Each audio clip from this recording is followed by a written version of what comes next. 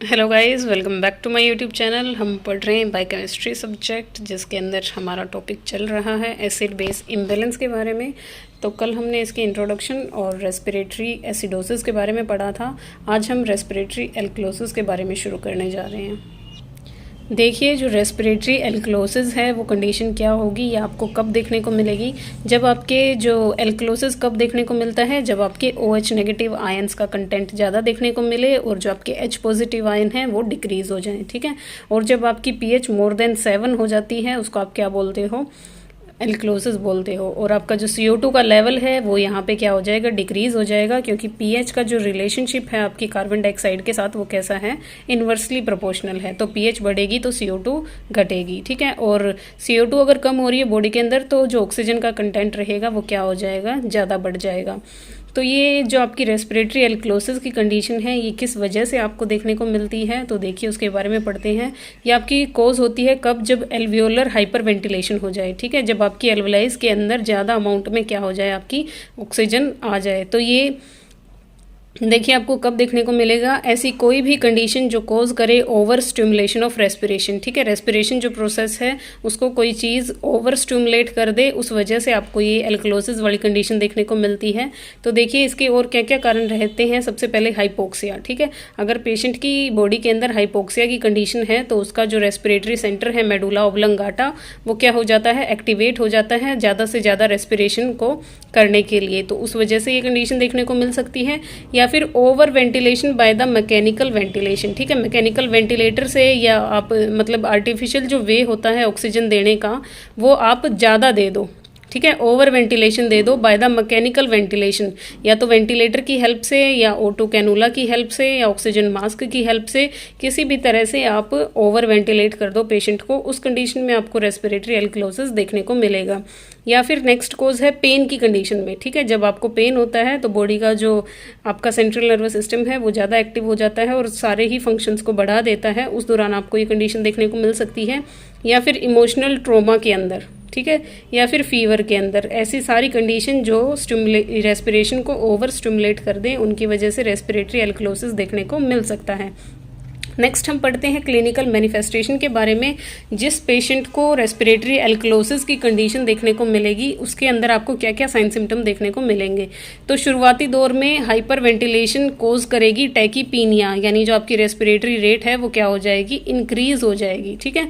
और इसकी वजह से आपको क्या साइन सिम्टम देखने को मिलेंगे, हाइपोकैलीमिया देखने को मिलेगा, ठीक है। हाइपोकैलीमिया का मतलब जो पोटेशियम का लेवल है वो ब्लड के अंदर कम हो जाएगा, ठीक है। और जो बॉडी में पोटेशियम की कमी हो जाती है तो आपके मसल क्रैम्प या मसल पेन शुरू हो जाता है। तो ये साइन सिम्टम आप यहाँ लिख सकते हो। नेक्स्ट है आपका हाइपोकैल्सीमिया, कैल्शियम का जो लेवल है वो कम हो जाएगा, और जब कैल्शियम कम हो जाता है तो उसकी वजह से टेटनाई आपको देखने को मिल सकता है। नेक्स्ट चीज़ है लिथार्जी। लिथार्जी आपको यानी जो पेशेंट है वो मसल जो रहेंगी पेशेंट की उनके अंदर वीकनेस देखने को मिलेगी आपको। टैकीकार्डिया देखने को मिलेगा, ठीक है, यानी हार्ट रेट है जो वो मोर देन 100 आपको देखने को मिलेगी। कन्वल्जन्स का मतलब क्या, आपका दौरे पेशेंट को आ सकते हैं। नमनेस का मतलब हाथ पैर सुन हो सकते हैं पेशेंट के। कन्फ्यूज़न, ज़्यादा अमाउंट में ऑक्सीजन है, आपका दिमाग बिल्कुल कन्फ्यूज़ हो सकता है यहाँ पे। नोजिया, वोमिटिंग जैसी फीलिंग हो सकती है, ठीक है। और एपिगैस्ट्रिक पेन आपको देखने को मिल सकता है। स्टमक के ऊपर जो एरिया आपका, या फिर आप कह लो स्टर्नम का जो लास्ट पार्ट है वहाँ पे आपको पेन देखने को मिल सकता है। एपिगैस्ट्रिक यानी स्टमक के ऊपर वाले हिस्से में आपको पेन देखने को मिलेगा। नेक्स्ट अब पढ़ते हैं कि हम इस चीज़ को मैनेज कैसे करेंगे, ठीक है। अगर आपको हाई रेस्पिरेटरी एल्कलोसिस की कंडीशन देखने को मिल रही है तो आप इसको कैसे मैनेज करोगे, तो वो देखिए। एनकरेज करना है for appropriate breathing pattern, patient को एनकरेज करना है अप्रोप्रिएट ब्रीथिंग पैटर्न के लिए, ठीक है। यानी जो ब्रीथिंग का पैटर्न है इंस्पिरेशन और एक्सपिरेशन वो अप्रोप्रिएट रहना चाहिए, ऐसे आपने उसको एनकरेज करना है। नेक्स्ट आपने पेशेंट को कहना है अगर वो वॉलेंट्री होल्ड करके रख सकता है ब्रीथ को, ठीक है, यानी आप कुछ देर तक सांस मत लीजिए, ब्रीथ को होल्ड करके रखिए, जिसकी वजह से क्या होगा, ऑक्सीजन का कंटेंट थोड़ा डिक्रीज होना शुरू हो जाएगा और CO2 का लेवल थोड़ा बढ़ना शुरू हो जाएगा, ठीक है। और कैल्शियम की कमी हो रही थी तो आप पेशेंट को कैल्शियम ग्लूकोनेट का इंजेक्शन दीजिए, ठीक है, ताकि टेटनस टेटनाई आपका क्या होता है, जब आपकी ये मसल के अंदर क्रैम्प आने शुरू हो जाएं, ठीक है, वीकनेस आनी शुरू हो जाएगी इसकी वजह से। और आपने क्या करना है, जो वेंटिलेटर पे पेशेंट हैं आपके, वो तो वॉलेंटरली होल्ड नहीं कर सकते हैं ब्रीथ को, तो वहाँ पे आपने खास ख्याल देना है, यानी जो आप बाहर से ऑक्सीजन सप्लाई दे रहे हो उसको लिमिट में देना है, ठीक है। और ऑक्सीजन देनी है बाय मास्क, नहीं ऑक्सीजन नहीं देनी है, अपने कार्बन डाइऑक्साइड यहाँ पे पेशेंट को देनी है मास्क की हेल्प से, ठीक है, ताकि O2 और CO2 का जो लेवल है उसको आप बैलेंस कर सको। तो ये हमारा रेस्पिरेटरी एल्कलोसिस का टॉपिक यहाँ पे पूरा होता है। इसके बाद हम पढ़ते हैं मेटाबॉलिक एसिडोसिस के बारे में, ठीक है। देखिए मेटाबॉलिक जो एसिडोसिस होता है, अब वो क्या होता है। मेटाबॉलिक एसिडोसिस आपको कब देखने को मिलेगा, जब आपके बायोकार्बोनेट्स का लेवल अप या हाई हो जाएगा। और एसिडोसिस आपको पता है पीएच से रिलेटेड है, मेटाबॉलिक आपका किडनी या फिर जीआईटी से रिलेटेड है, ठीक है। जब इनके अंदर डिस्टर्बेंस देखने को मिलेगी तब मेटाबॉलिक चीज़ें आपको देखने को मिलेंगी। और इसके अंदर जिस चीज़ का लेवल आपने चेक करना है वो है आपके बाइकार्बोनेट्स। और रेस्पिरेटरी के अंदर क्या था, लंग्स इन्वॉल्व होते हैं और CO2 का लेवल बढ़ा हुआ है या कम है, उस चीज़ को आपने चेक करना होता है।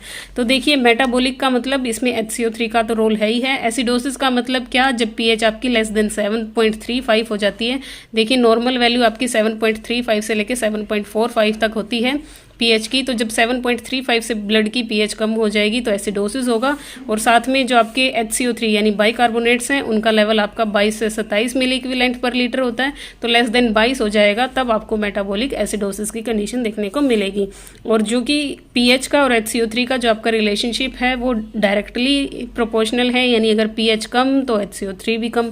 तो एसिडोसिस के अंदर आपकी पीएच डिक्रीज, HCO3 भी डिक्रीज आपको देखने को मिलेंगे।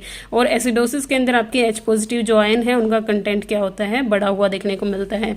ये ऐसा यहाँ पे मैंने यहाँ आपको लिख के भी बताया है कि पीएच का जो रिलेशनशिप है H पॉजिटिव आयन के साथ वो कैसा रहता है, इन्वर्सली रहता है। यानी यहाँ पे पीएच बढ़े हैं, पीएच कम हुई है तो H पॉजिटिव आयन क्या हुए हैं आपके, इंक्रीज हुए हैं। नेक्स्ट हम पढ़ते हैं कि मेटाबॉलिक एसिडोसिस की कंडीशन आपको बॉडी में कब देखने को मिलेगी, ठीक है। कब देखने को मिलेगी, जब आपकी जीआईटी या फिर आपकी किडनी के अंदर कोई डिस्टर्बेंस होगी। देखिए अब कैसे, डायबिटीज़ मेलाइटस वाले पेशेंट के अंदर आपको देखने को मिल सकती है, ठीक है। और डायबिटिक कीटो एसिडोसिस के पेशेंट के अंदर देखने को मिल सकती है। कीटो एसिडोसिस, जो कीटोन होते हैं वो क्या होते हैं, आपके फैट का जो वो आपके अनयूजफुल प्रोडक्ट होते हैं उनको आप क्या बोलते हो, कीटो बोलते हो, कीटोन बॉडी बोलते हो। तो जब उनका जो कंटेंट है बॉडी के अंदर बढ़ जाए उसको आप क्या बोलते हो, डायबिटिक कीटो एसिडोसिस बोलते हो, ठीक है। तो नेक्स्ट आपका रीनल इनसफिशिएंसी, मैंने बताया कि किडनी के अंदर कोई गड़बड़ाहट आ जाए तो जब आपकी किडनी की कोई डिजीज़ हो उस दौरान आपको ये कंडीशन देखने को मिल सकती है। या फिर जो पेशेंट है वो हाई फैट डाइट पे है, अगर वो ज़्यादा फैट डाइट पे है तो उसकी बॉडी में ज़्यादा कीटोन बॉडी फॉर्मेशन होंगी। और कीटोन की क्या होते हैं, एक एसिडिक प्रोडक्ट होते हैं, ठीक है। उसके बाद है इनसफिशिएंट मेटाबॉलिज्म ऑफ कार्बोहाइड्रेट, आपका जो कार्बोहाइड्रेट का जो मेटाबॉलिज्म है वो अच्छे से नहीं हो रहा है, तो ये कोज आया आपका जीआईटी से, ठीक है। माल न्यूट्रिशन, अब पेशेंट कुछ खा पी नहीं रहा है, माल न्यूट्रिशन का मतलब बॉडी में कार्बोहाइड्रेट प्रोटीन की कमी है, तो बॉडी के अंदर जो भी चीज़ें हैं वो ब्रेक डाउन होंगी आपकी और उससे जो प्रोडक्ट बनता है वो आपका एसिडिक बनता है, ठीक है। जैसे लैक्टिक एसिड का नाम आपने सुना हो। उसके बाद है स्टारवेशन, अगर कोई खाना नहीं खा रहा है तो बॉडी में एसिड प्रोडक्शन ज़्यादा होगी, एसिडोसिस आपको देखने को मिलेगा। Excessive injection of aspirin, aspirin भी आपकी क्या है, एक एसिटाइल सैलिसाइलिक एसिड है, ठीक है। तो अगर कोई ज़्यादा अमाउंट में एस्पिरिन खा रहा है तो उसको भी आपको मेटाबॉलिक एसिडोसिस की कंडीशन देखने को मिल सकती है। या फिर सीवियर डायरिया की कंडीशन के अंदर, ठीक है। सीवियर डायरिया, अब देखिए इंटेस्टाइन का जितना भी मटेरियल है वो डायरिया के थ्रू, लूज स्टूल के थ्रू आपका निकल जाएगा। बचा आपका क्या, स्टमक का कंटेंट। स्टमक में आपको पता है आपका एसिड प्रोड्यूस रहता है, तो मेटाबॉलिक एसिडोसिस की कंडीशन यहाँ आपको देखने को मिलेगी, ठीक है। और शॉक की कंडीशन देखिए कैसी, आपकी हाइपोवोलेमिक हो, अब डायरिया हो रहा है पेशेंट को, सारा का सारा वॉल्यूम बाहर जा रहा है, पेट का कंटेंट रह जाएगा, बस एसिडिक कंडीशन आपको यहाँ पे देखने को मिलेगी। तो ये कारण हैं जिनकी वजह से मेटाबॉलिक एसिडोसिस आपका हो सकता है। नेक्स्ट हम पढ़ते हैं क्लिनिकल मैनिफेस्टेशंस के बारे में, ठीक है।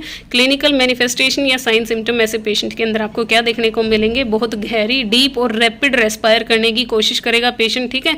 हाइपरकैलीमिया, जो पोटेशियम है उसका लेवल बढ़ा हुआ देखने को मिलेगा आपको बॉडी में। ड्राउजीनेस, पेशेंट सुस्त होगा, कंफ्यूज्ड होगा, सिर में दर्द होगा उसके, और कोमा की कंडीशन में भी वो जा सकता है अगर आप उसको ट्रीट ना करो तो, ठीक है। डिसअरिदमिया, डिसअरिदमिया का मतलब क्या, जो आपकी हार्ट रेट है वो या तो बढ़ सकती हैं या फिर डिक्रीज हो सकती हैं। वार्म स्किन, ठीक है, जो पेशेंट की स्किन होगी वो गर्म होगी और फ्लश बिल्कुल रेडनेस उसके चेहरे पे या स्किन पे आपको देखने को मिलेगी। नेक्स्ट है हाइपोटेंशन, जो ब्लड प्रेशर है आपका वो क्या हो सकता है, यहाँ पे डिक्रीज होगा। नोज़िया, फीलिंग ऑफ वोमिटिंग रहेगी। वोमिटिंग का मतलब आपका देखिए जो भी स्टमक का कंटेंट है वो बाहर फ्लश आउट हो सकता है। और जो डायरिया है, डायरिया आपको पता ही है, लूज स्टूल्स हो आप डायरिया बोलते हो, ठीक है। तो ये साइन सिम्टम आपको पेशेंट के अंदर देखने को मिलेंगे। नेक्स्ट हम पढ़ते हैं कि ऐसे पेशेंट की हमने मैनेजमेंट क्या करनी है। अब देखिए एडमिनिस्टर करना है आपने। अब क्या हो रखा है, एसिडोसिस हो रखा है, ठीक है। एसिडोसिस को ठीक करने के लिए एक ही तरीका है, आप क्या करो, बाइकार्बोनेट्स दे दो बाहर से, ठीक है। देखिए HCO3 का लेवल ही तो डिक्रीज हो रहा है ना, बेसिक कंटेंट बॉडी के अंदर कम है, एसिड ज़्यादा बना हुआ है, तो इनको बैलेंस करने के लिए आप क्या कर दो, IV सोडियम बाइकार्बोनेट्स दे दो, ठीक है। और आपने क्या करना है, पोटेशियम जो क्लोराइड है उसका इंटेक, क्लोराइड आपका एसिडिक कंटेंट है तो उसको आपने क्या करना है, अवॉइड करना है, ठीक है। बाकी जितने भी सारे आपके जो साइन सिम्टम हैं, सिम्टोमेटिक ट्रीटमेंट आपने देना ही है। वोमिटिंग अगर नहीं रुक रही है तो एंटीएमेटिक ड्रग दे दो, डायरिया नहीं रुक रहा है तो एंटी डायरियल एजेंट दे दो, ठीक है। BP कम है आपका तो वॉल्यूम की वजह से कम है तो IV फ्लूइड लगा दो। तो जैसे भी कंडीशन है पेन किलर्स दे दो पेशेंट को, ठीक है। तो ऐसा सिम्टोमेटिक ट्रीटमेंट तो आपने करना ही है, लेकिन इस चीज़ को ट्रीट करने के लिए, एसिडोसिस को ठीक करने के लिए आपने क्या करना है, सोडियम बाइकार्बोनेट का इंजेक्शन पेशेंट को, IV इंजेक्शन हो सकता है आपका, या फिर IV इन्फ्यूज़न की हेल्प से आप ये दे सकते हो पेशेंट को। सो थैंक यू गाइस, आज की वीडियो के अंदर इतना ही। नेक्स्ट वीडियो के अंदर हम पढ़ेंगे मेटाबॉलिक एल्कलोसिस के बारे में। आई होप आपको ये चीज़ें समझ आ रही होंगी। Thank you.